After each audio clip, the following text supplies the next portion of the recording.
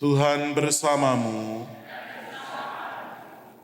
Inilah Injil suci menurut Santo Yohanes. Dimuliakanlah. Dalam amanat perpisahannya, Yesus berkata kepada murid-muridnya, "Aku berkata kepadamu, sesungguhnya segala sesuatu yang kamu minta kepada Bapa akan diberikannya kepadamu dalam namaku.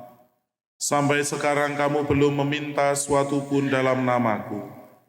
Mintalah maka kamu akan menerima, supaya penuhlah sukacitamu. Semuanya ini kukatakan kepadamu dengan kiasan.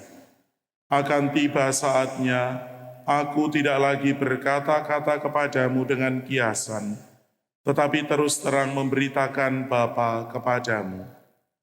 Pada hari itu kamu akan berdoa dalam namaku, dan tidak kukatakan kepadamu bahwa aku meminta bagimu kepada Bapa, sebab Bapa sendiri mengasihi kamu, karena kamu telah mengasihi aku dan percaya bahwa aku datang dari Allah. Aku datang dari Bapa dan aku datang ke dalam dunia. Kini aku meninggalkan dunia lagi dan pergi kepada Bapa." Demikianlah sabda Tuhan. Terpujilah Kristus.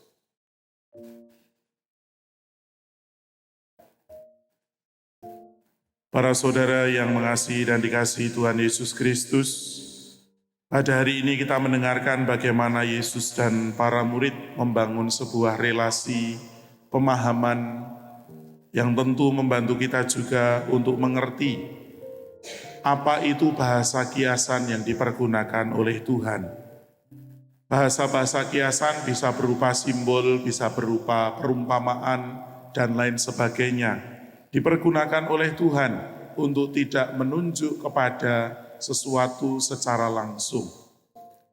Maka ada beberapa ungkapan-ungkapan kiasan yang tentu tidak secara harafiah menjadi tanda atau menjadi penjelasan dari hal senyatanya. Contoh, kalau kita biasa mempergunakan istilah-istilah dengan kepala, ada istilah keras kepala. Keras kepala itu bukan berarti kepalanya terus keras, sehingga dibentur-benturkan dengan batu, batunya yang kalah. Tidak seperti itu. Tetapi yang dimaksud dengan keras kepala adalah sikap ngeyel, sikap tidak mau mendengar usulan, tidak mau mendengar masukan dari orang lain. Begitu juga dengan besar kepala. Besar kepala itu bukan karena kepalanya yang besar. Volume otaknya itu lebih daripada yang lain, bukan seperti itu. Tetapi besar kepala yang dimaksud adalah sikap sombong, sikap congkak, sikap angkuh. Inilah bahasa-bahasa kiasan yang dipergunakan oleh Tuhan untuk tidak menunjuk kepada sesuatu secara langsung. Dan itu dinyatakan juga lewat perumpamaan-perumpamaan pada saat pengajaran.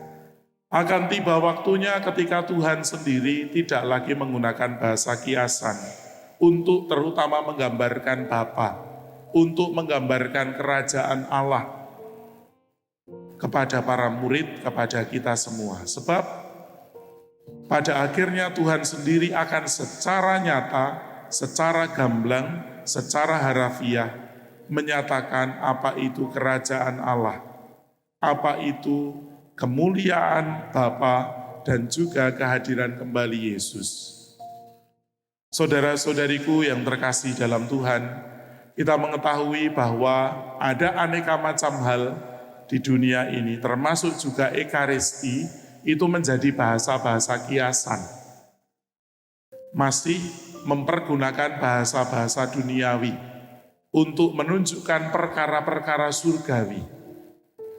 Seperti Ekaristi atau doa-doa kita, yang dirayakan itu pemecahan roti, yang dirayakan adalah pemberian anggur. Tetapi senyatanya yang terjadi di dalamnya adalah itu tubuh Kristus, itu darah Kristus.